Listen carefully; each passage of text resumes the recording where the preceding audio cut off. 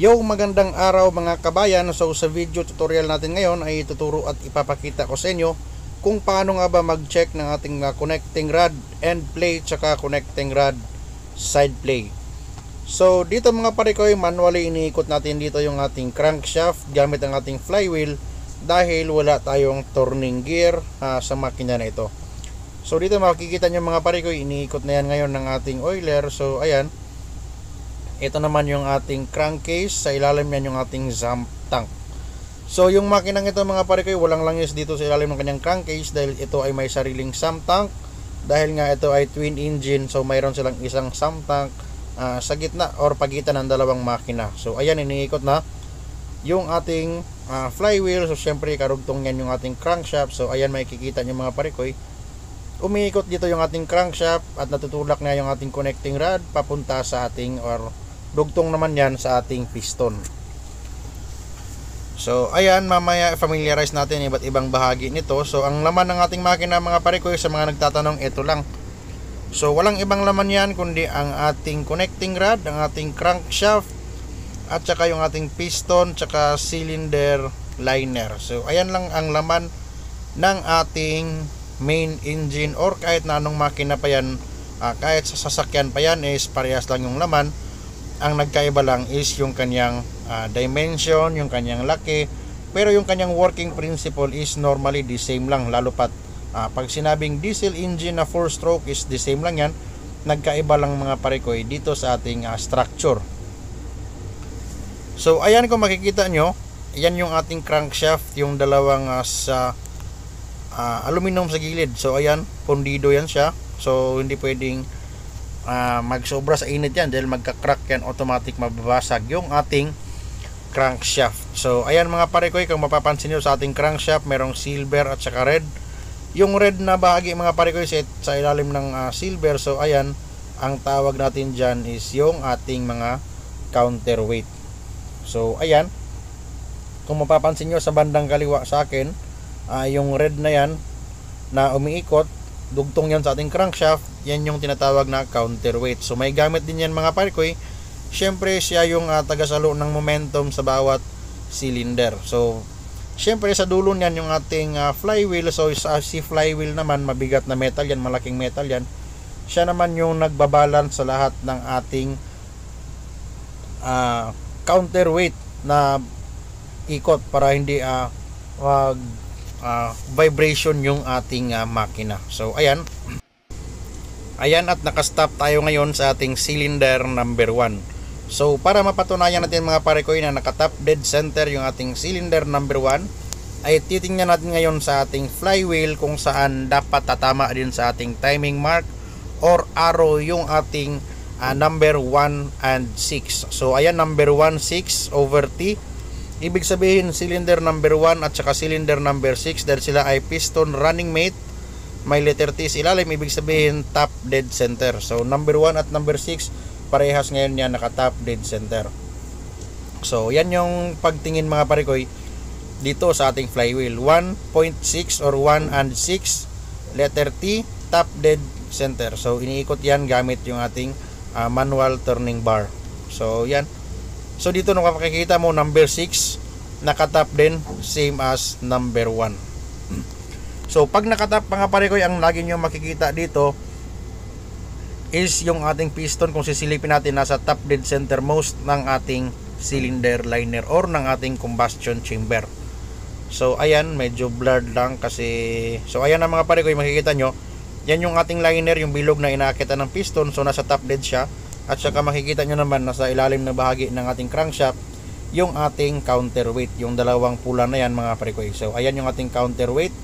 So yung silver na yan yung ating pinaka crankshaft. So talagang dugtong lang naman yan yung ating counterweight at saka yung ating crankshaft. So ngayon mga pare ko, pwede nating tingnan or i-check dito yung ating connecting rod, side plate saka end plate. So dito iba rin ang status ng ating connecting rod. Mapapansin nyo nasa bottom dead center siya mga pare ko. So ayan yung piston mo, napakababa sa ating cylinder liner. So ayan, si number 3. So same sila sa number 4. Gawa nga ng Ang 3 at 4 naman yung ating piston running mate. So kung wala kayong idea mga pare ko sa ating piston running mate, meron tayong video tutorial dyan. So magdidepende yan sa ating makina mga pare ko, yung ating piston running mate sa dami ng ating cylinder or sa dami ng bilang. Meron kasing 6 cylinder, merong 4 cylinder, 2 cylinder, 8 cylinder, meron ding V-type, 12 B-type. So marami yan mga pare ko, depende yan palagi sa ating piston running mate.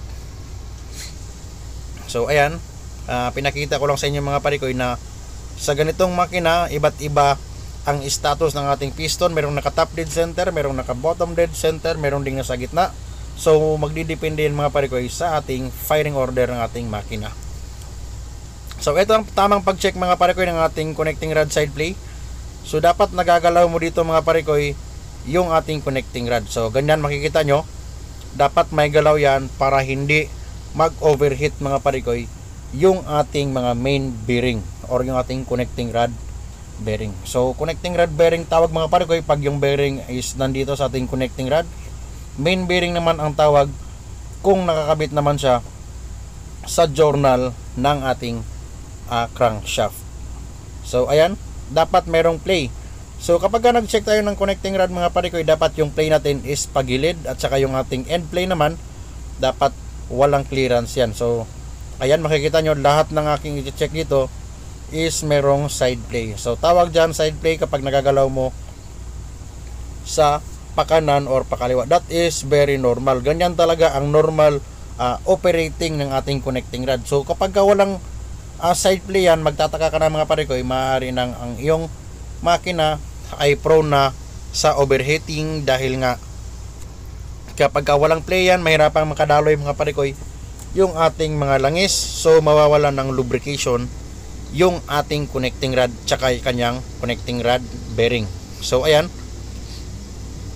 check mo na lahat ng side play. So kapag okay mga pare ko, ibig sabihin nasa tama pa or running condition pa dito yung iyong makina. So lahat yan chine-check yan mga pare ko kapag meron kayong time or sa kanyang PMS.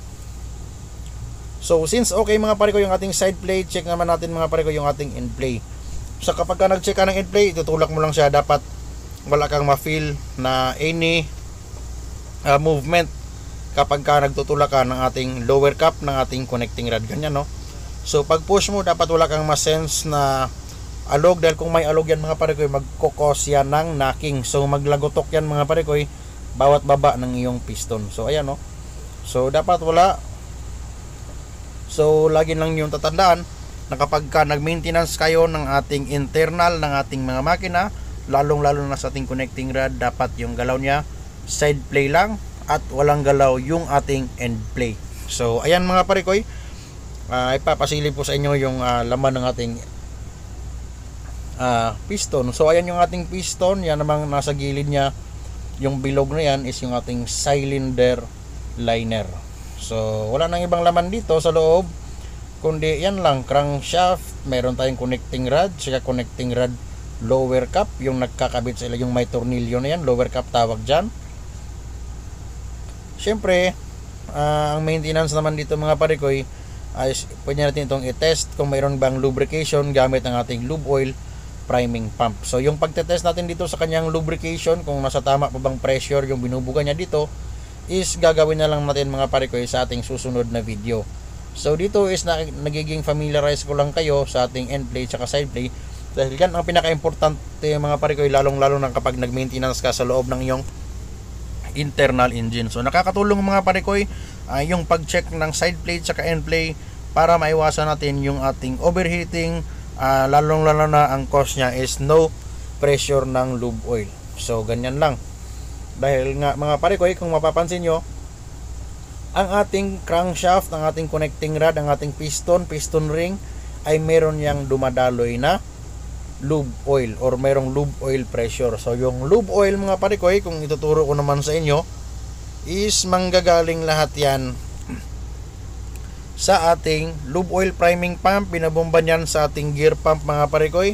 Itutulak yan papunta sa ating crankshaft. Yung ating crankshaft meron yang mga oil galleries. So papasok ang langis sa ating oil galleries, aakyat sa ating connecting rod, papunta sa piston, sa ating piston ring, or yung ating oil ring. So ganyan lang, dapat mayroong butas or mayroon ding awang para sa ating lubrication. So hanggang dito na lang ako mga parekoy, na marami kayong natutunan sa ating maintenance or PMS ng ating connecting rod, lalong lalo na sa ating side play tsaka end play. So huwag niyong kalimutang mag-comment mga parekoy sa ating comment section kung ano pang mga bagay or mga simpleng kaalaman na maaari nating ituro or i-demonstrate sa inyo. Maraming salamat sa inyong panonood. God bless, and as always, peace.